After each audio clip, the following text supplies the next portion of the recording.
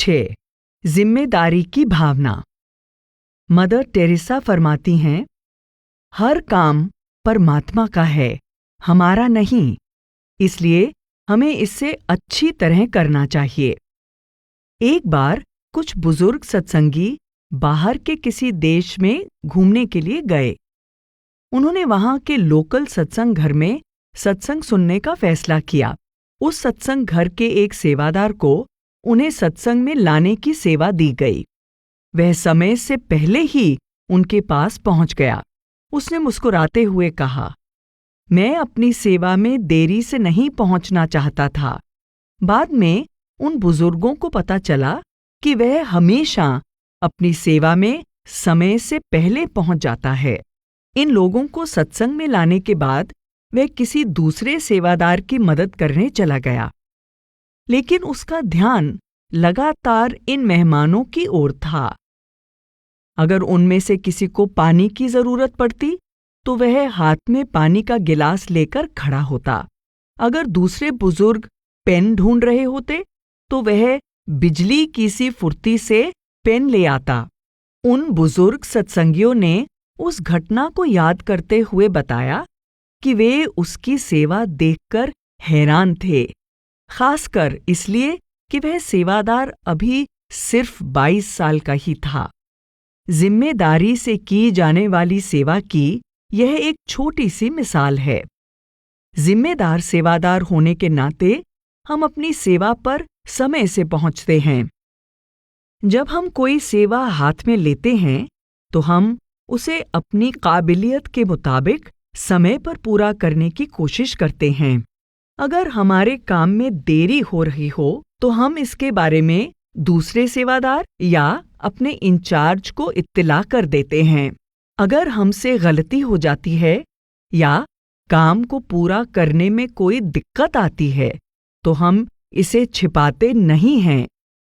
हम अपनी सेवा को पूरी जिम्मेदारी से निभाने की कोशिश करते हैं, क्योंकि यह सेवा हमें सद्गुरु द्वारा बख्शी गई है और दूसरे लोग हम पर भरोसा कर रहे हैं कि हम इसे बखूबी निभाएंगे।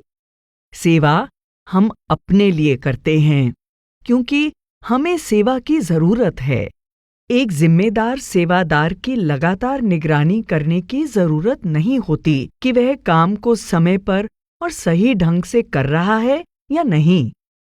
ऐसे सेवादार को ही इंचार्ज अपनी टीम में लेना चाहते हैं, क्योंकि वे जानते हैं कि एक बार अगर उसे कोई काम दे दिया गया तो फिर उन्हें चिंता करने की जरूरत नहीं रहती कि काम हुआ या नहीं। जब लोग किसी उलझन में होते हैं या उन्हें मदद की जरूरत होती है तो वे ऐसे ही सेवादार के पास जाते हैं जो बिना कोई सवाल किए उनकी मदद के लिए तैयार रहता है। एक बहुत सही कहावत है, जब आपके पास कोई बहुत जरूरी काम हो तो उसे सबसे मसरूफ इंसान को दे दो, वह पूरा हो जाएगा। ऐसा इंसान ही एक जिम्मेदार सेवादार होता है। जिम्मेदारी लेने के लिए या कोई बदलाव लाने के लिए यह जरूरी नहीं कि हम किसी जिम्मेदार ओहदे पर हों। कई बार जब हमें सेवा का कोई ऐसा काम दिया जाता है जिसमें किसी खास हुनर या तजर्बे की जरूरत नहीं होती तो हम यह सोचने की भूल कर जाते हैं कि इस काम की कोई खास अहमियत नहीं है। हम सोचते हैं कि किसी झाड़ी की अच्छी तरह कटाई छंटाई करना या किसी स्टोर की साफ सफाई करके उसे चमकाना या फिर गिरे हुए पत्तों को उठाना जब तक वह जगह साफ न हो जाए, इन सब की क्या अहमियत है। लेकिन सेवा में हम जो कुछ भी करते हैं उसकी अपनी अहमियत है। हर छोटे से छोटे काम का, हर सेवादार की एक एक कोशिश का अपना योगदान है। यही वजह है कि हमारे सत्संग घर और डेरा खास तौर से साफ सुथरे, रूहानियत की जन्नत नजर आते हैं, जो संगत के आगमन के लिए हमेशा तैयार हैं। सेवा में गलतियां होना, जिम्मेदार होना और अपनी सेवा को जितना हो सके उतने अच्छे तरीके से करना, इसका यह मतलब बिल्कुल नहीं है कि हम कभी गलती नहीं करेंगे। सेवा में हमें कई ऐसी जिम्मेदारियां भी दी जाती हैं जिनका हमें अपनी जिंदगी में कोई तजुर्बा नहीं होता। ऐसा भी हो सकता है कि कंस्ट्रक्शन करने वाले एक मजदूर को सब्जियों के खेत में काम करने को कहा जाए। चुपचाप काम करने वाले एक कंप्यूटर प्रोग्रामर को सत्संग घर का सेक्रेटरी बना दिया जाए और किसी ऐसे व्यक्ति को जिसे हिसाब किताब के काम का कोई अनुभव न हो, अकाउंट्स में सेवा मिल जाए जहां उसे चेक भरने और बही खाता आदि लिखने का काम करना पड़े। हमारे सामने काम को सीखने के साथ साथ संगत के मसले निपटाने की चुनौती भी होती है। सेवा में ना तो कोई निश्चित कायदे कानून है और ना ही कोई ट्रेनिंग दी जाती है जहां हम अपना काम सीख सकें। इसमें कोई शक नहीं कि हमसे गलतियां हो जाती हैं, क्योंकि हम निपुण तो नहीं हैं। मिट्टी के टूटे घड़े का एक पुराना किस्सा है। मिट्टी के उस घड़े में एक दरार थी। एक आदमी रोजाना उस घड़े में नदी से पानी लेने जाता, लेकिन घर तक पहुंचते पहुंचते वह घड़ा आधा खाली हो जाता था। अपनी इस कमी पर अफसोस करते हुए एक दिन उस घड़े ने पानी लाने वाले आदमी से माफी मांगी, लेकिन उस आदमी ने मुस्कुराते हुए घड़े से कहा, देखो, इस रास्ते के दोनों तरफ कितने सुंदर फूल खिल गए हैं, क्योंकि तुमने हर रोज हर कदम पर इन्हें पानी से सींचा है। इस तरह हम सब भी दरार वाले घड़ों की तरह हैं, लेकिन इससे कोई फर्क नहीं पड़ता, क्योंकि हम सब सेवा में कुछ न कुछ तो ऐसा कर ही सकते हैं जिसकी जरूरत होती है। कहा जाता है कि मौलाना रूम के समय वहां के किसी हाकिम ने कहा कि मौलाना रूम तो एक ऐसा बादशाह है जिसका कोई सानी नहीं है, लेकिन उसके मुरीद बहुत बुरे और झगड़ालू हैं। यह बात जब उनके मुरीदों तक पहुंची तो वे निराश हो गए। मौलाना रूम ने उस हाकिम को यह लिखकर भेजा, अगर मेरे मुरीद अच्छे इंसान होते तो मैं खुद उनका मुरीद बन जाता। वे बुरे इंसान थे, इसीलिए मैंने उन्हें अपना मुरीद बनाया है ताकि उनमें बदलाव आ सके और वे भी अच्छे इंसान बन जाएं और अच्छे लोगों की गिनती में शामिल हो जाएं जो नेक काम करते हैं। मैं अंधा नहीं हूं, लेकिन मेरे पास पारस पत्थर है, इसीलिए तो मैं ऐसे खोटे दिरम खरीदता हूं।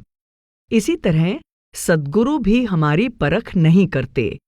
वह कहते हैं कि हर एक की अपनी अपनी ताकत और कमजोरियां होती हैं और सेवा में हम उन्हें अपने साथ लेकर आते हैं। वह फरमाते हैं कि हमें अपनी काबिलियत को समझकर उसे अपना आधार बनाना चाहिए। कितनी अच्छी बात है कि सद्गुरु हमारी कमजोरियों की तरफ ध्यान नहीं देते और ना ही हमें ऐसा करने देते हैं। वह सिर्फ हमारी भावना और हमारी कोशिश देखते हैं, हमारी अंदरूनी काबिलियत को पहचानते हैं। वह हमें सेवा के माहौल में एक के बाद एक मौका देते रहते हैं ताकि हम अपनी कमजोरियों पर काबू पा सकें। सद्गुरु अक्सर कहते हैं कि सेवा सीखने की एक प्रक्रिया है, इसलिए अगर हमसे कहीं थोड़ी बहुत चूक हो जाए तो भी हम सेवा में कभी नाकामयाब नहीं होते। यह जानकर कितना सुकून मिलता है कि अगर हम सेवा में अपना वक्त देते हैं, अपनी पूरी कोशिश और लगन से सेवा करते हैं, तो हमें सद्गुरु की खुशी हासिल होती है। गलतियां हमारी जिंदगी का हिस्सा हैं। अगर कोई कभी गलती नहीं करता तो इसका मतलब वह शायद कुछ कर ही नहीं रहा है। जो इंसान कुछ करने की कोशिश करता है उससे ही गलती होगी। गलती में कोई बुराई नहीं है, बशर्ते कि हम अपनी गलतियों से कुछ सीखें। सिर्फ यही नहीं कि क्या गलती हुई है, बल्कि यह भी सीखें कि अगली बार इससे बेहतर कैसे करें। कई बार हमारी पूरी कोशिश के बावजूद नतीजा उतना अच्छा नहीं मिलता जितनी हमें उम्मीद होती है, क्योंकि सेवा के दौरान हमसे कहीं ना कहीं कोई चूक हो जाती है। लेकिन कोई बात नहीं, क्योंकि सद्गुरु सेवा में हमारी भावना और हमारा प्रेम देखते हैं। सेवा में यह बात सबसे अहम है कि क्या हमने अपनी सेवा में पूरी मेहनत की है, क्या अपने साथी सेवादारों के साथ मिलजुल कर काम किया है। अगर हमने ऐसा किया है तो सद्गुरु हमेशा हमारी सेवा से खुश हैं। बात बाहरी सेवा की नहीं है, असल में हमारी अंतरात्मा को पूर्णता की ओर ले जाया जा रहा है। माफी मांगने के लिए तैयार रहना। अगर हमसे कोई गलती हो जाती है तो हमें अपनी गलती की जिम्मेदारी लेनी चाहिए और इसके लिए माफी मांग लेनी चाहिए। जब हम अपनी गलती स्वीकार नहीं करते और उसे छिपाने की कोशिश करते हैं तो यह गलती करने से भी ज्यादा बुरा है। ऐसे हालात में हम खुद को दोषी मानते रहेंगे और हमेशा डरते रहेंगे कि हमारी गलती का कहीं पता न चल जाए। हम इतनी उलझन में क्यों पड़ें?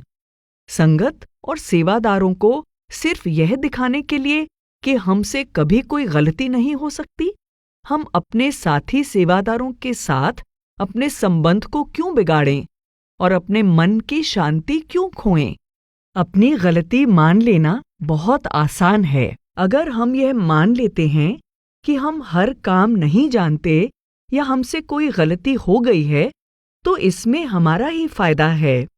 मैं माफी चाहता हूँ, यह कहने में डर कैसा? जब हम माफी मांगते हैं तब हम गलती को सुधारना शुरू कर देते हैं। कई बार सेवा में हमारा ओहदा जितना ऊंचा होता है, हमें अपनी गलतियों की जिम्मेदारी लेने में उतनी ही झिझक होती है। शायद हम यह महसूस करते हैं कि बाकी सेवादार हमारी इज्जत नहीं करेंगे और शायद उन्हें हमारे इंचार्ज होने पर भरोसा नहीं रहेगा। लेकिन होता ठीक इसके उलट है। जब हम माफी मांगते हैं तो हमारी विनम्रता देखकर वे हमारी पहले से ज्यादा इज्जत करने लगते हैं। हमारी यही विनम्रता और जिम्मेदारी लेने की भावना बाकी सेवादारों के लिए एक मिसाल बन जाती है और सद्गुरु इससे खुश होते हैं। जिम्मेदारी लेना, ज्यादा सेवा करना। एक बार एक राजा ने सड़क के बीचों बीच एक बड़ा पत्थर रखवा दिया। उसके बाद वह यह देखने के लिए छिपकर बैठ गया कि कोई इस पत्थर को हटाता है या नहीं। राज्य के कुछ धनी व्यापारी और दरबारी वहां आए और उस पत्थर के पास से निकलकर चले गए। कुछ ऊंची आवाजों में राजा को दोष देने लगे कि वह सड़कों को साफ नहीं रखवा सकता, लेकिन किसी ने भी रास्ते से उस पत्थर को हटाने की कोशिश नहीं की। तब एक किसान सब्जियों का गट्ठर उठाए वहां से निकला। जब उसने वह पत्थर देखा तो उसे लगा कि इस पत्थर से कोई दुर्घटना हो सकती है। किसान ने अपना गट्ठर नीचे रखा और पत्थर को सड़क के किनारे की ओर ले जाने की कोशिश करने लगा। काफी जोर लगाने के बाद आखिर वह पत्थर को हटाने में कामयाब हो गया। वह यह देखकर हैरान रह गया कि सड़क पर जहां से उसने पत्थर हटाया था, वहां सोने के सिक्कों से भरी एक थैली पड़ी थी। उसमें राजा की तरफ से एक कागज पर लिखा था कि यह सोना उस इंसान के लिए है जिसने पत्थर को सड़क से हटाया है। जब किसान ने सड़क से पत्थर को हटाया तो वह नहीं जानता था कि उसके नीचे सोने के सिक्कों से भरी एक थैली पड़ी है। उसने निस्वार्थ भाव से यह काम किया था। हमारी सेवा में भी ऐसे कई पत्थर यानी रुकावटें आती हैं। कई बार कोई काम ठीक से नहीं हो पाता। कई बार हम किसी का दिल दुखा देते हैं या हमारे किसी काम से नुकसान हो जाता है। क्या हम इन रुकावटों को हटाने के लिए पहल करते हैं या फिर सही व्यक्ति तक इसकी जानकारी पहुंचाते हैं? एक बार एक नौजवान लड़का जो खुद सेवादार नहीं था, सत्संग घर में अपनी मां से मिलने आया जो वहां सेवा कर रही थी। जैसे ही वह सत्संग घर में आया, उसने देखा कि कैंटीन के दरवाजे के सामने एक आवारा मैला कुचैला कुत्ता सो रहा था। यह देखकर वह थोड़ा परेशान हुआ और कैंटीन के एक सेवादार के पास जाकर बोला कि ऐसी जगह जहां खाना पकाया और खिलाया जा रहा है, एक आवारा कुत्ते का होना साफ सफाई के लिहाज से ठीक नहीं है। उस सेवादार ने कहा, यह मेरा काम नहीं है। मेरा काम सिर्फ खाने के कूपन बेचना है और मैं अपना काम कर रहा हूं। तब वह लड़का इंचार्ज के पास गया और उसे सारी बात बताई। इंचार्ज ने कहा, ठीक है बेटा, इसीलिए तो सेवा में हमें तुम जैसे लोगों की जरूरत है। तब वह नौजवान भी सेवा में लग गया। एक जिम्मेदार सेवादार होने के नाते हमें खुद से यह सवाल करते रहना चाहिए कि मैं अपनी सेवा को बेहतर बनाने के लिए क्या कर सकता हूं। सेवा में लगातार सुधार करते रहना बहुत जरूरी है। सेवा के काम में सुधार लाने की हमेशा गुंजाइश रहती है, यानी उसी सेवा को ज्यादा कारगर ढंग से किया जा सकता है या कोई संगत की और बेहतरीन ढंग से सेवा करने का सुझाव दे सकता है। लेकिन जब हम अपने दायरे से बाहर जाकर किसी की मदद करना चाहते हैं या कोई सुधार लाना चाहते हैं, तो पहले हमें अपने अंतर में झांक कर देख लेना चाहिए कि क्या हमारा इरादा नेक है, यानी हमारा इरादा संगत की बेहतरीन ढंग से सेवा का होना चाहिए, ना कि किसी दूसरे सेवादार या किसी दूसरे डिपार्टमेंट के काम में दखल देने का। कई बार यही बेहतर होता है कि हम सिर्फ वही काम करें जो हमें कहा गया है, और कई बार किसी की मदद करने के लिए कुछ और भी करना जरूरी हो जाता है। उस वक्त हमें अपने विवेक का इस्तेमाल करते हुए वही करना चाहिए जिसमें सद्गुरु की खुशी हो। जब भी हमारे पास सुधार लाने के लिए कोई अच्छा विचार या सुझाव हो, तो हमें खुले दिल से उसे साझा करना चाहिए, लेकिन साथ ही हमें इंचार्ज सेवादार का फैसला मानने के लिए तैयार रहना चाहिए। हमारा सुझाव कभी मंजूर होगा, कभी नहीं। एक बार हुजूर महाराज जी ने बड़े सुंदर शब्दों में प्रेम की विरासत नामक पुस्तक में कहा था, मैं नहीं जानता कि कौन मेजबान है और कौन मेहमान। सत्संगी ही मेजबान हैं और सत्संगी ही मेहमान हैं। वे यहाँ आते हैं, खाना बनाते हैं, खाते हैं और चले जाते हैं। मैं नहीं जानता कि मैं किसका शुक्रिया अदा करूं। वे सोचते हैं कि मैं सब कुछ करता हूं, मैं सोचता हूं कि वे करते हैं। मैं उनका शुक्रगुजार हूं और वे आकर मेरा शुक्रिया अदा करते हैं। सद्गुरु के प्रतिनिधि बनना। हुजूर महाराज जी कहा करते थे कि संतों की जीवनी तो उनकी संगत होती है और उनका उपदेश होता है, जो उनकी संगत के जरिए झलकता है। सेवादार भी इस बात को अच्छी तरह समझते हैं कि उनकी करनी में उनके प्यारे सद्गुरु की झलक दिखाई देती है। संस्था में संगत सेवादारों को अक्सर एक आदर्श व्यक्ति के रूप में देखती है। बाहर समाज में सेवादार संस्था के मुख्य कार्यकर्ताओं के रूप में लोकल अधिकारियों के साथ मिलकर काम करते हैं। सेवादार सद्गुरु के प्रतिनिधि होते हैं। वे सद्गुरु के नुमाइंदे बनकर उनके उपदेश को अपने बर्ताव में दर्शाते हैं। भारत के एक बड़े शहर में एक स्कूल के पास सत्संग घर था।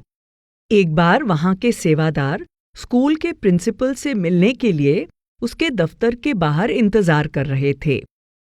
उस सत्संग घर में आने वाली संगत की संख्या बहुत बढ़ गई थी, इसलिए वे सत्संग घर को 2 हिस्सों में बांटना चाहते थे। इसके लिए उन्हें स्कूल के बड़े हॉल को किराए पर लेने की जरूरत थी। जब वे प्रिंसिपल के दफ्तर में गए तो उन्होंने देखा कि वहां दूसरे कई स्कूलों के प्रिंसिपल भी मौजूद थे।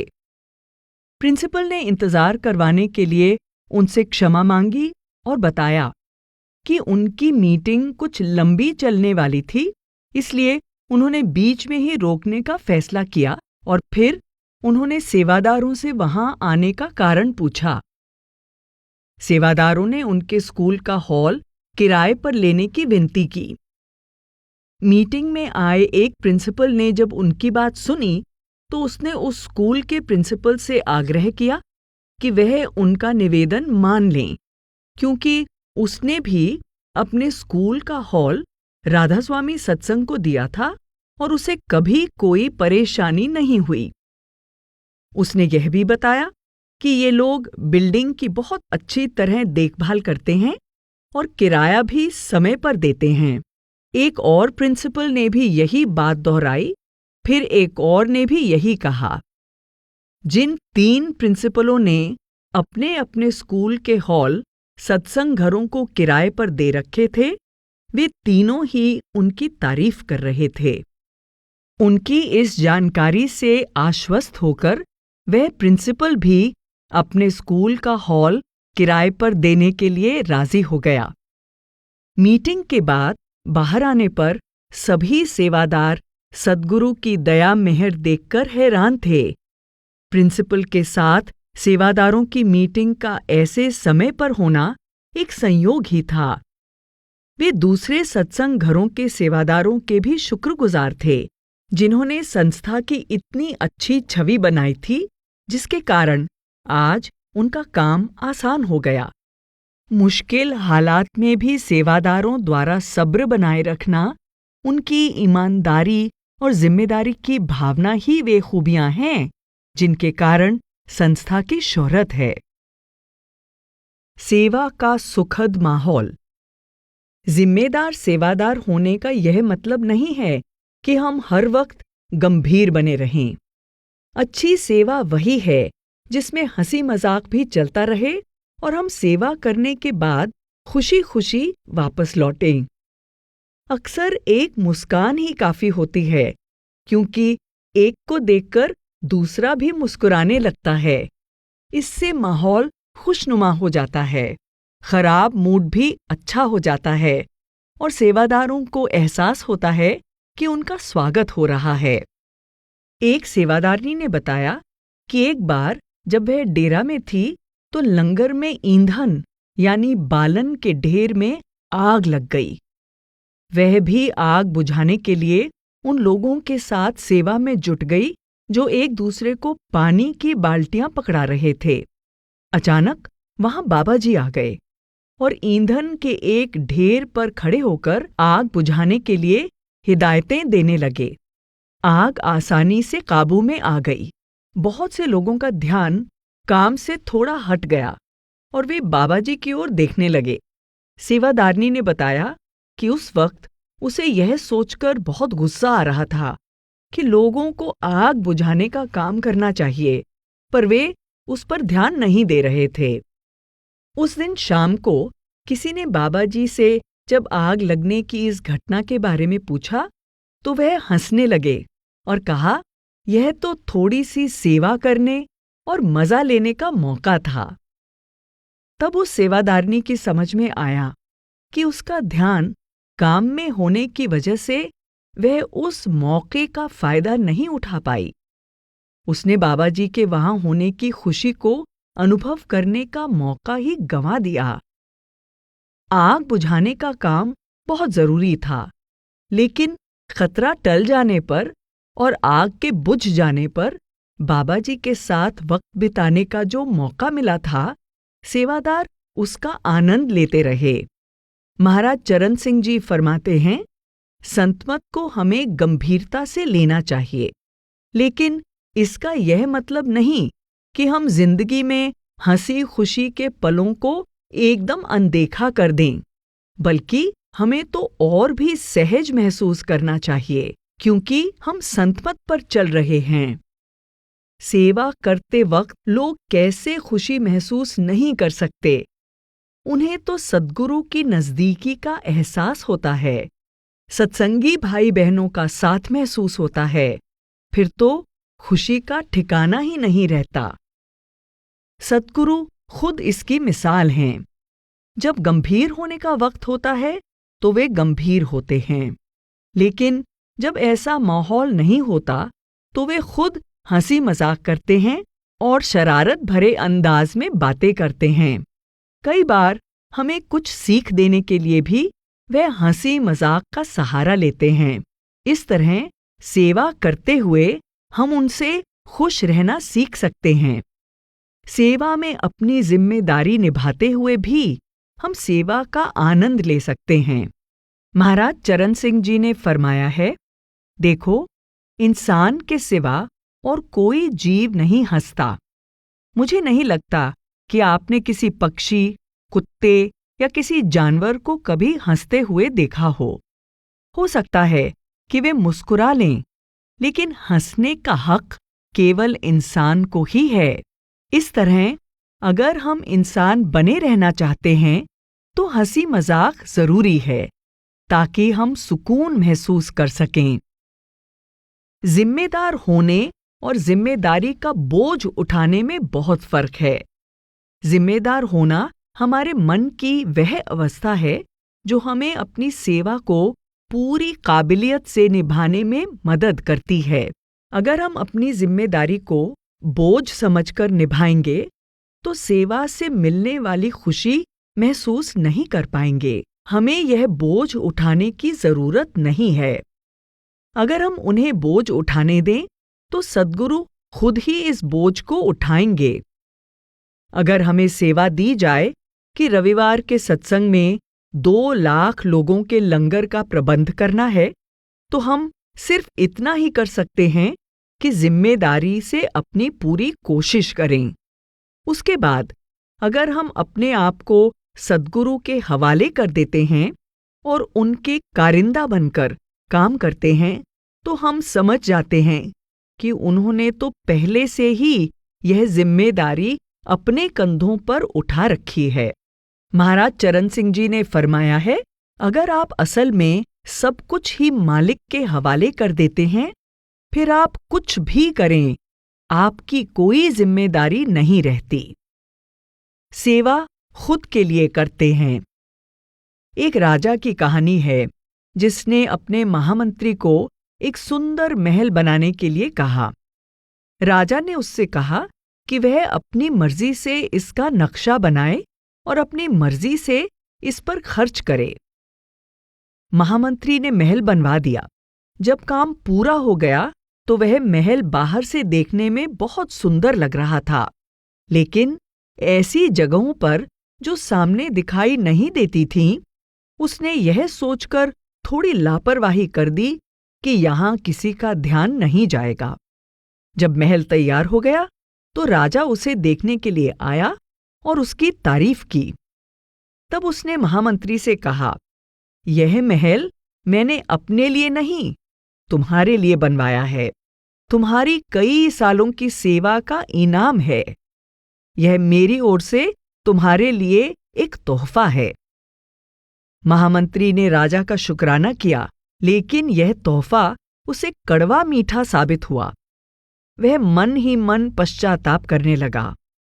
काश मुझे पहले पता होता कि यह तोहफा मेरे लिए है, तो मैं दिलो जान से काम करता और इसे और अच्छा बनवाता।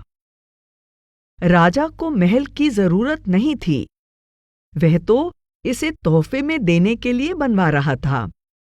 इसी तरह सद्गुरु को हमारी सेवा की जरूरत नहीं है। सेवा हर लिहाज से सद्गुरु द्वारा दिया गया एक तोहफा है। जब तक हम इस बात को नहीं समझते और यह सोचते हैं कि हम किसी दूसरे के लिए सेवा कर रहे हैं, संगत के लिए या इंचार्ज के लिए, तो शायद हम इसे मन लगाकर न करें। लेकिन जब समझ आ जाती है कि असल में सेवा हम अपने लिए कर रहे हैं अपना रूहानी खजाना भरने के लिए कर रहे हैं, तब हम सेवा को पूरे दिलो जान से किए बिना रह ही नहीं सकते।